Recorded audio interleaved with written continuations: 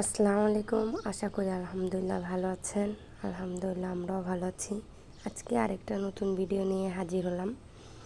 তো এখানে দেখা যাচ্ছে আলু সিদ্ধ করেছি, আর এখানে পেঁয়াজও ভাজতেছি। আজকে আলু দিয়ে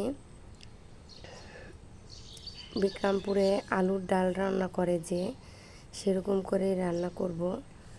বিক্রমপুরের এইটা অনেক মজার একটা খাবার, আলুর ডাল। অনেকে খাট্টা বলে, আমি আলুর ডালই বলি।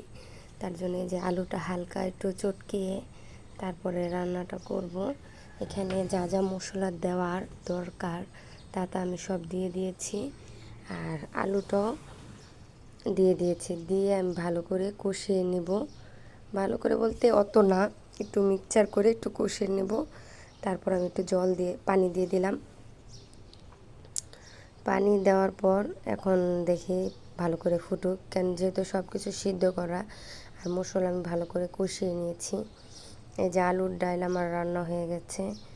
খেতে কিন্তু আসলে অনেক মজা হয়েছে। তাই আমি তো রোজা ছিলাম, ইফতারির সময় খেতে বসেছি, ইফতারি খাবো। সবার ভিডিওটা ভালো যদি লেগে থাকে অবশ্যই লাইক কমেন্ট শেয়ার করতে ভুলে যাবেন না। যারা আমার ইউটিউব চ্যানেল থেকে দেখতেছেন তারা ইউটিউব চ্যানেল থেকেই করবেন, আর যারা ফেসবুক চ্যানেল থেকে দেখতেছেন তারা ফেসবুক চ্যানেল থেকে করবেন।